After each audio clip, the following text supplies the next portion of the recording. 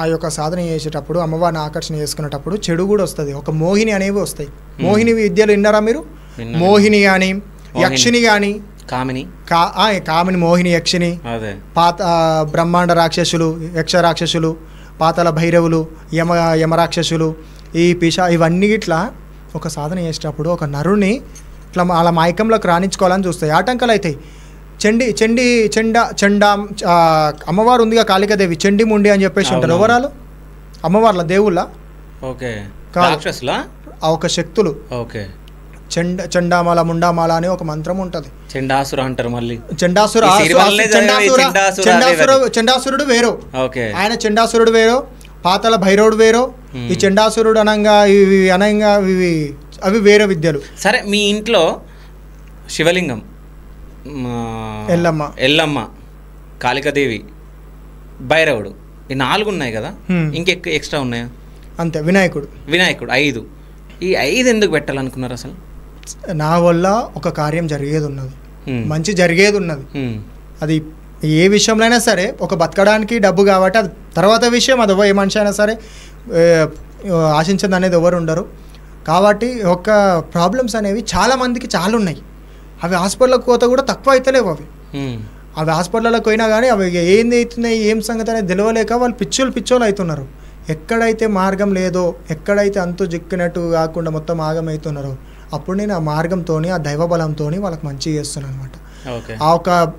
ఈ జగత్మాత జగత్పీత ఆలేగా స్వామి, కాళికాదేవి శివయ్యనే వాళ్ళే ఉన్నారు కాబట్టి జగత్మాత కావనే, జగత్పీత ఆమెనే, పీత ఆయననే.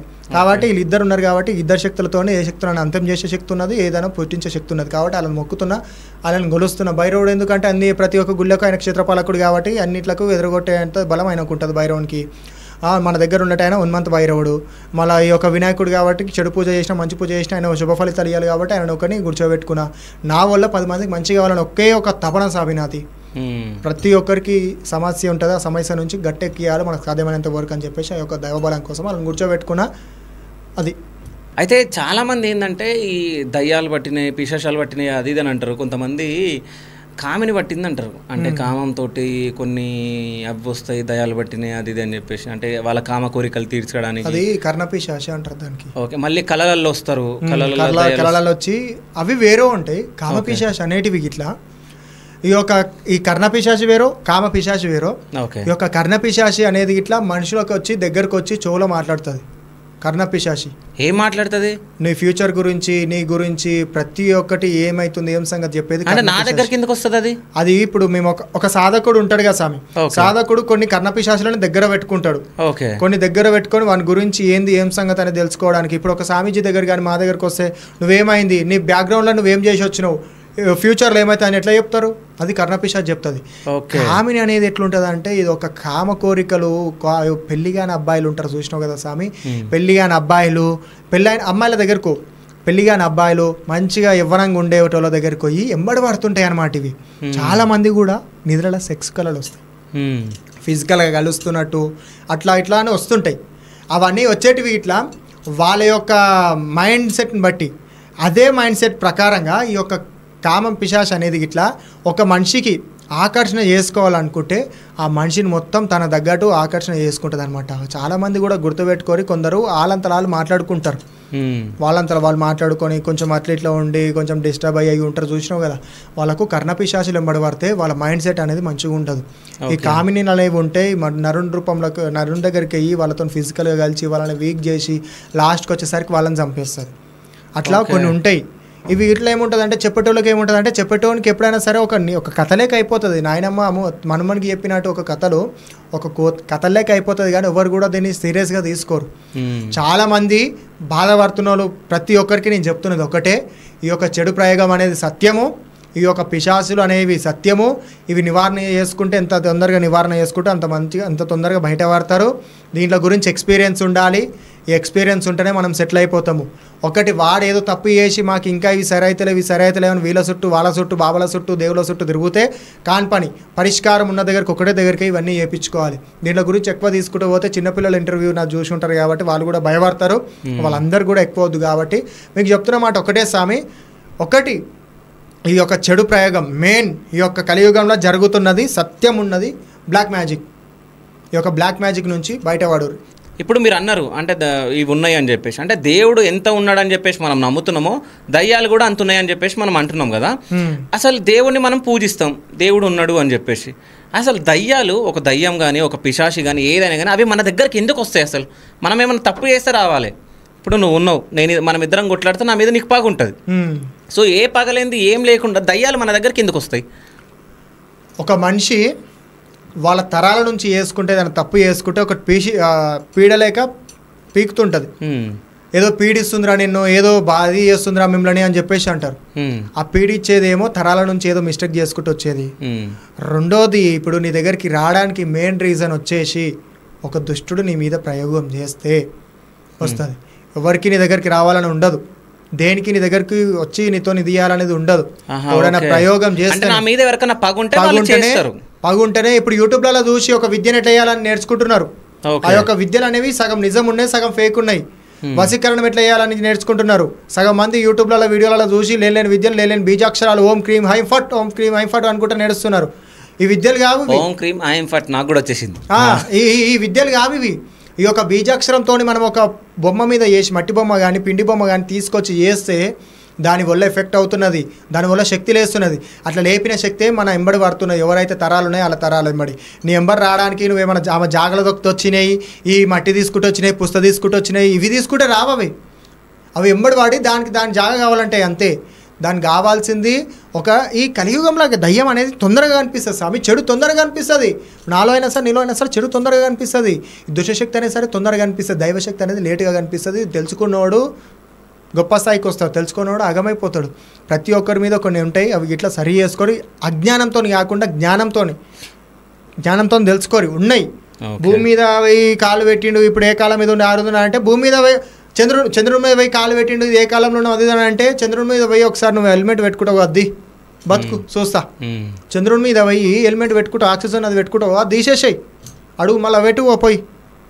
ఎందుకుంటావు? భూమండలం మీద ఎందుకున్నాయి పంచభూతాలు? ఆ చంద్రుడి మీద ఎందుకు లేవు? దేనికి ఏది ఉండాలో దానికి అదే ఉండాలి. ఎవరికి ఏది కావాలో అదే కావాలి. నీ మీద నాకు పగుంటేనే నేను నీకు చెడు చేస్తా, నీ మీద మంచి ఉంటే మంచి చేస్తా. నా మీద మీకు ఏమైనా పగుందా? నాకు ఎవరి మీద పగలేవు. నాకు ఎవరి మీద పగలేవు. అదే అంటున్నా. నాకు ఎవరి మీద నా గుణం ఎట్లాంటిది చూడు స్వామి. నేను ఎంత మంచిగా ఉంటే అంత మంచిగా ఉంటాను. నా పానం కానీ ఎక్కువ చూసుకుంటా, కానీ చెడగా అయితే ఏం చేయను. భగవంతుడు చూపిస్తాడు అంతే. కానీ నేను నిజం చెప్తున్నా, అసలు అంటే రౌడీ రాకేష్ స్వామి అని చెప్పేసి రౌడీ రాకేష్ అని పెట్టుకున్నాడు. రౌడీ రాకేష్ ఉన్నప్పుడు నేను ఇంటర్వ్యూ చేయడం జరిగింది, మీరు అందరూ చూసిరు. సో ఆ రోజు నేను ఇంటర్వ్యూకి పోయినప్పుడు ఏం జరిగిందో నేను చెప్తా, మీరు వినండి. ఇది మీరు పక్కా వినాలే. నేను అసలు ఎప్పటివరకు ఎవ్వరికి చెప్పలేను. లేదు నేను చెప్పాల్సిందే చెప్తున్నా. ఏంటంటే మేము వీళ్ళ ఇంటికి వెళ్ళినాం. వీళ్ళ ఇంటికి వెళ్ళిన తర్వాత వీళ్ళ ఇంట్లో చూసి నా మనసులో ఉన్న చెప్తున్నాం, మీరు ఏమనుకోవద్దు. సో వీళ్ళ ఇంటికి వెళ్ళంగానే నాకు కొంచెం గంభీరంగా కనిపించింది, నాకు భయంగా అనిపించింది. అంటే ఈడ చేస్తే బాగోదు. మా కెమెరామ్యాన్కి నేను చెప్పిన, అరే ఈడ సెట్ కాదని చెప్పేసి ఎక్కడన్నా టెంపుల్ దగ్గరికి వెళ్ళి చేద్దాం రా అని చెప్పేసి నేను చెప్పడం జరిగింది. ఇంకా వాడు కూడా మా కెమెరామ్యాన్ కాబట్టి నా మాట విని చెప్పేసింది అనమాట, స్వామి ఇక్కడ సెట్ కాదు స్వామి అది అని చెప్పేసి చెప్పడం జరిగింది. చెప్పిన దాని తర్వాత ఇంకా మేము అదే చెప్పినాం, సరే ఒక టెంపుల్ దగ్గరికి వెళ్దామని చెప్పేసి ఒక టెంపుల్ దగ్గరికి తీసుకెళ్ళారు వీళ్ళు. తీసుకెళ్ళిన తర్వాత మొత్తం సెట్ అయిపోయింది. సెట్ అయిపోయిన తర్వాత నేను వెల్కమ్ టు అని స్టార్ట్ చేయనికపోతున్నా, గాలి దుమారం మొత్తం. అసలు ఇంటర్వ్యూ కానిస్తలే, మొత్తం ఆకులు దుమ్ము మొత్తం. దానికి ముందు అసలు గాలి లేదు, దుమ్ము లేదు. బట్ మేము స్టార్ట్ చేయనికపోతున్నాం, గాలి దుమారం మొత్తం మా మీద పడడం. దాని తర్వాత ఇక్కడ వద్దు స్వామి అని చెప్పేసి వేరే దగ్గరికి వెళ్దామంటే కొంచెం న్యాచురల్గా కొన్ని ఇట్లా ఏమంటారు చింత చెట్టు ఉంది, ప్లస్ ఆవులకి మేత ఉంటుంది కదా, సో ఆ గడ్డి అంత ఉంది, 2 ఆవులు ఉన్నాయి. సో ఈ బ్యాక్గ్రౌండ్ ఆవులు ఇవన్నీ వస్తే బాగుంటుందని మా కెమెరామ్యాన్ చెప్తే సరే ఇక్కడ సెట్ చేద్దామని సెట్ చేసినాం. సెట్ చేసినాక నేను అక్కడ కూడా వెల్కమ్ అని చెప్తున్నా, గాలి దుమారం. అప్పుడు అర్థమైంది సంథింగ్ ఏదో ఉంది ఇక్కడ అని చెప్పేసి. దాని తర్వాత అప్పుడు అన్నాడు రాకేష్ స్వామి ఏమనంటే, స్వామి ఈడ కాదు మా ఇంట్లోనే అవుతుంది అని చెప్పిండు. మళ్ళీ వాళ్ళ ఇంటికి వెళ్ళిన, వాళ్ళ ఇంటి దగ్గర షూట్ పెట్టినా, అప్పుడు షూట్ అయింది. అప్పుడు అర్థమైంది సంథింగ్ ఏదో ఉంది నా దగ్గర అని చెప్పేసి. దాని తర్వాత ఇంటర్వ్యూ చేసిన, భయంగా కొన్ని నాకు చూపించిండు. మీరు చెప్తే నమ్మరు, ఆ నైట్ నాకు నిద్ర లేదు. చెప్తే నా ఇజ్జత్ పోతుందని నేను చెప్పలేను. ఆ రోజు నైట్ నాకు నిద్ర లేదు. ఎందుకంటే మేము వచ్చేటప్పుడు కూడా కారు ఆగిపోయింది. ఒక హాఫ్ అన్ అవర్ తంటాలు పడి మళ్ళీ ఇంటికి వచ్చినాం. ఇంటికి వచ్చిన తర్వాత అసలు ఇవన్నీ ఎందుకు జరిగినాయి నేను ఆలోచిస్తే ఎవరికైనా నిద్ర వస్తుందా? నాకు నిద్ర రాలేదు. ఇంకో విషయం ఏంటంటే, ఒకవేళ అంటే నేను ఈయన గురించి ఎందుకు చెప్తున్నా అంటే, సో సంథింగ్ ఏదో ఉంది ఆయన దగ్గర, మంచి ఉందా చెడు ఉందా నాకు అనవసరం. ఓకేనా. నేను మీకు పరిచయం చేయాలని చెప్పేసి నేను ఆయన పరిచయం చేసిన, నేను చెప్తున్నా కదా 1,00,000 కాల్స్ రావచ్చు ఈ 1 ఇయర్లో. ఈ రోజు కూడా కాల్ వచ్చిందంటే ఒక్కసారి అర్థం చేసుకోండి. ఒకవేళ ఆయన పబ్లిసిటీ చేసుకోవాలి, పైసలు సంపాదించాలి, ఇల్లు కూడా గతి లేదు ఆయనకు, నిజం చెప్తున్నా. అంటే ఇట్లా అనొచ్చో లేదో నేను తెలియదు కానీ ఇల్లు కూడా లేదు. ఇప్పుడు ఈ 1,00,000 మంది దగ్గర ఒక్కోళ్ళ దగ్గర 100 రూపాయలు చేసుకున్నా 1,00,000 × 100 వేయండి ఎంత అవుతుందో మీరే చూడండి ఎగ్జాంపుల్గా. సో అట్లాంటిది ఈయన పబ్లిసిటీ చేసుకోలే, ఈయన నంబర్ పెట్టలేదు, నా ఇంటర్వ్యూ పైన నంబర్ పెట్టు అని చెప్పలే, లొకేషన్ పెట్టు అని చెప్పలే. బట్ ఆయన నాకు ఏమన్నాడంటే నా గురించి అంటే నా నంబర్ ఎవరికి షేర్ చేయొద్దు అని చెప్పిండు. అంటే ఇప్పుడు చాలామంది ఏంటంటే పబ్లిసిటీ కోసం డబ్బులు ఇచ్చి ఇంటర్వ్యూస్ చేసుకోవడం ఇవన్నీ మనం చూస్తున్నాం. ఎందుకో నాకే వస్తాయి అంటే నేను డబ్బులు ఇస్తా ఇంటర్వ్యూస్ చేయి, డబ్బులు ఇస్తా ఇంటర్వ్యూ చేయి. బట్ నేను జనాలు అంటే మీరందరూ నన్ను నమ్మినందుకు నేను జెన్యూనిటీని చూపించాలనేది నాకు ఒకటి ఉంటుంది. సో అందుకనే మళ్ళీ ఈయన నేను 6 months నుంచి అంటే ఒక మనిషి గురించి తెలుసుకోవాలనే ఒక ఆశ, అంటే మీకు చూపించిన తర్వాత ఇట్లాంటి ఇంట్రెస్టింగ్వి చేయాలని చెప్పేసి నాకు చాలా ఉంటుంది. సో అందుకని చెప్పేసి 6 months నుంచి అడిగితే అసలు రాకుండా నేను బతిమలాడిన అది చేసిన అవన్నీ చేసిన తర్వాత సో ఈరోజు అంటే మొన్న రీసెంట్గా నేను అడిగితే మండే వస్తా అని చెప్పేసి చెప్పడం జరిగింది. సో ఈరోజు మండే, ఈరోజు రావడం జరిగింది.